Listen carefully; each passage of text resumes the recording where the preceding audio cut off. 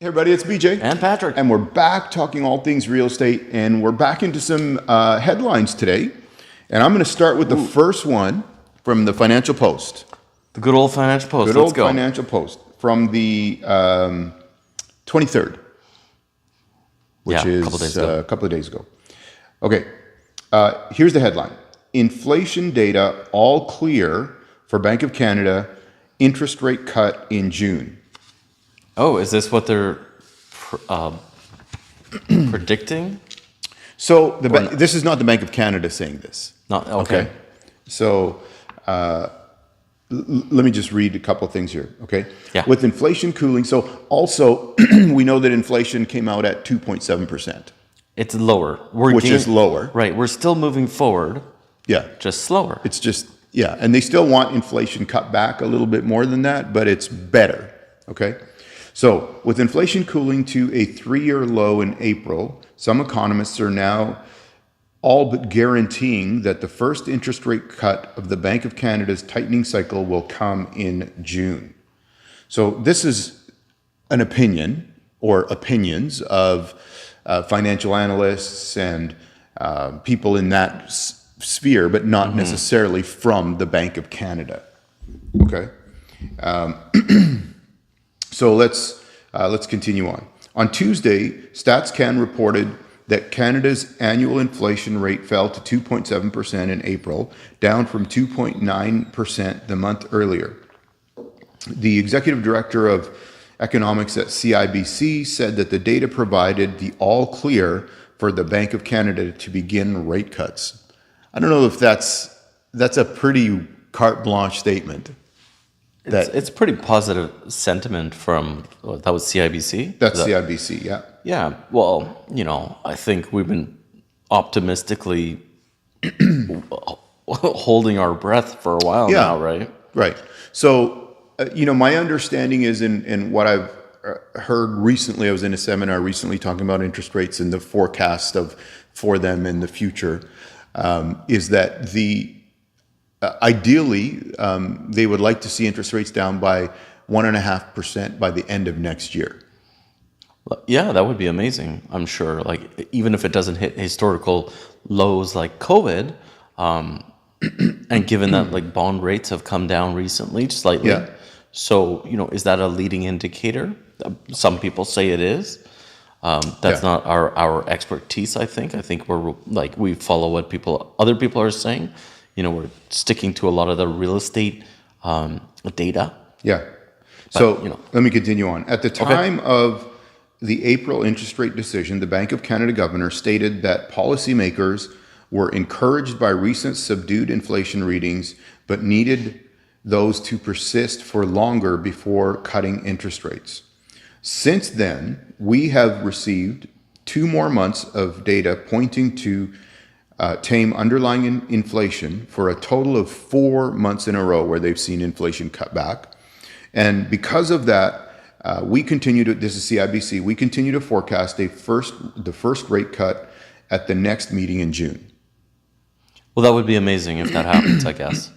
Yeah. Bringing positive sentiment back to the markets. Yeah. I think altogether if that happens. Yeah. But we'll see if, we had what was it, like 90,000 job creations reported for last month.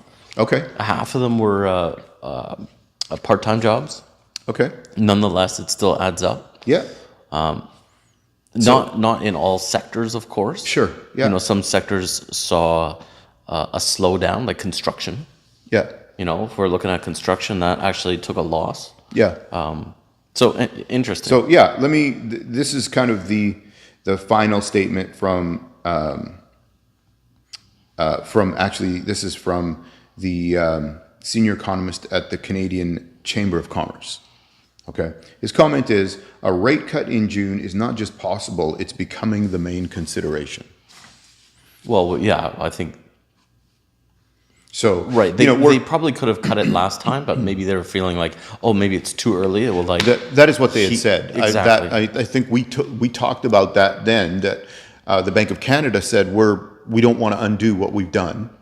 And everybody's kind of had to suck it up with the higher interest rates. Yeah. to get inflation under control. How we got here, I don't think helps at this point because, printing money was done already. So we just have to kind of roll with that now and get out the other side. So I think the point is what we have been saying repeatedly is that as those interest rates come down, we're going to see housing prices start to trend upwards again. And we're talking about the Bank of, BMO, where they did that survey and they said 70% of buyers are waiting for interest rates to come down before they step into the market. So there's a lot of players on the bench right now wanting to play. That's right. Yeah. And this may be the first signal for some of them to start. Maybe not all of them. But yeah, that might be waiting for sunnier days, possibly. Yeah. Yeah. So, this is, this is sort of, if you're a homeowner or maybe you're not thinking about selling, but a lot of people just keeping track of the market. You might be on a renewal or you're fixed rate variable and you're coming up to renewal on that. Well, this probably gives a little bit of relief on the pressure of like that renewal cliff that keeps getting reported. We report it too. Yeah. But that's probably within the next 2 years, another 2 million, 2.2 million Sure. mortgages. Yeah.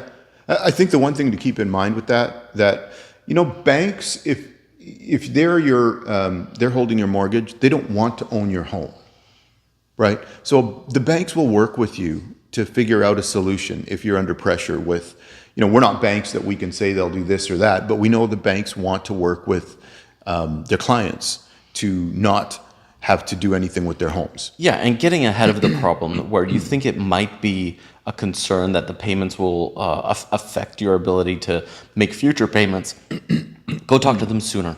Yeah. Like 6 months ahead before your renewal date. Sure. And start planning that out, how to manage that. And you might have to look at your personal finances to sort that out. But don't leave it till the last minute where all of a sudden like you're stuck between like a rock and a hard place.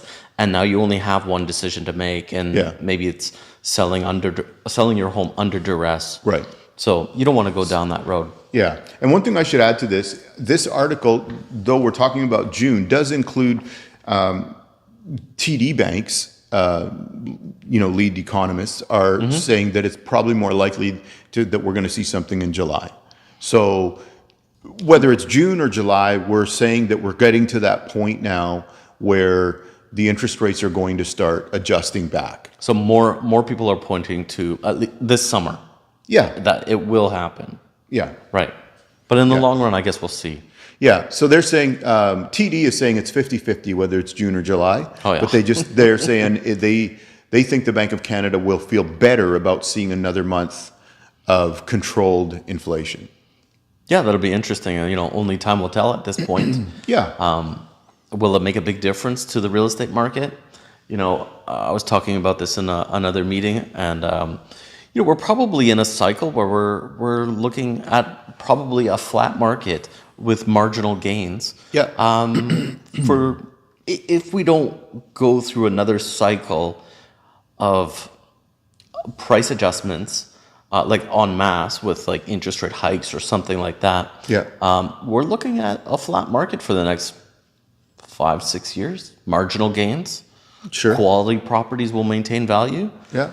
Homes that need repairs or on poor situated lots or locations, they're probably going to suffer on value the most.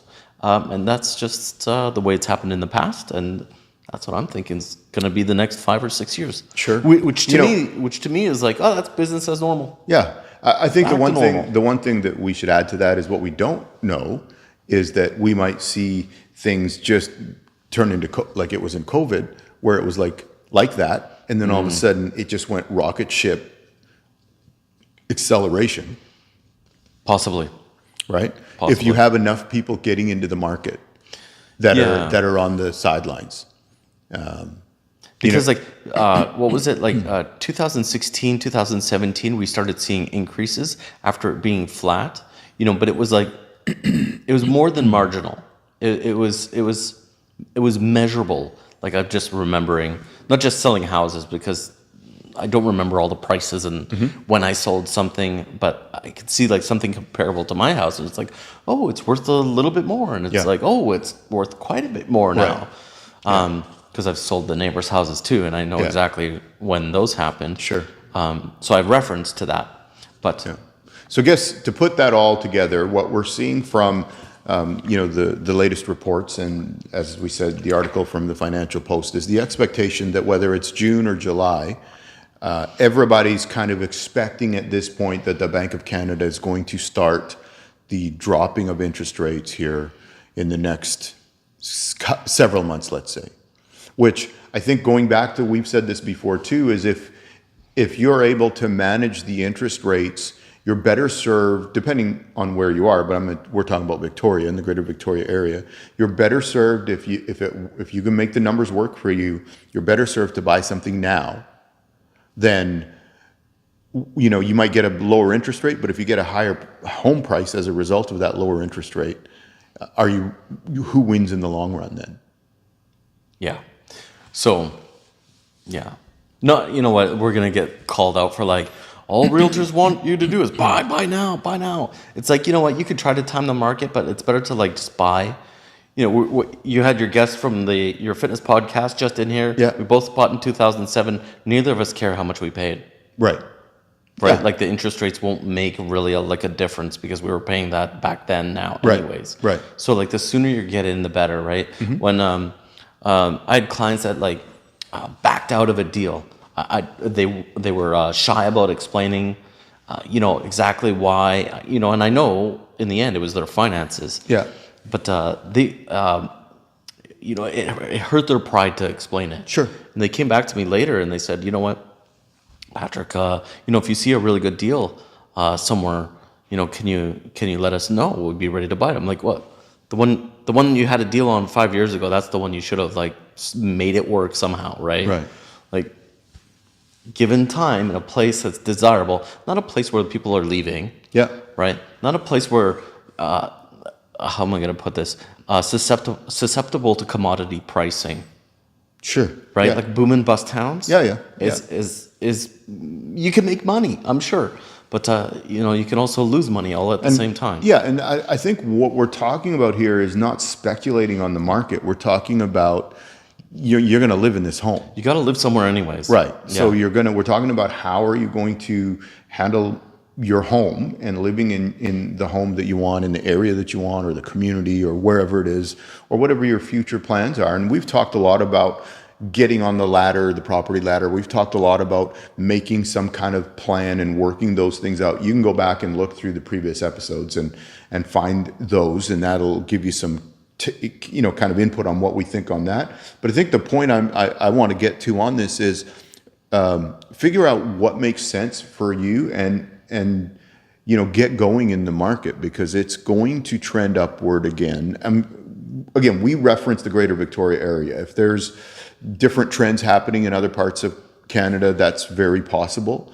But I know in general, markets are moving, they're going from just flat to maybe a little bit of market is starting to move up a bit. And it's all relative to like each market is very hyper local. Yeah. Depending on like things that I mentioned, if it's commodity or if it's employment or if it's opportunity. Sure. Or if it's like retirement where, Victoria probably doesn't have like the workforce that maybe some other urban centers do. Yeah. Because we have a lot of retirees here at the same time. Yeah. So, there's different effects for each marketplace. Yeah, 100%. Hey, thanks for joining us today. Hope you got some good information out of that. Please take a minute and like and subscribe. It helps us out with getting the word out there. If you know anybody who you think needs to see what we're talking about, please let them know about it.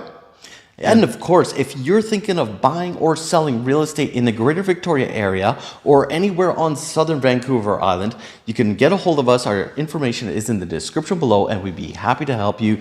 Thank you so much for watching, and we'll catch you in the next video. See ya.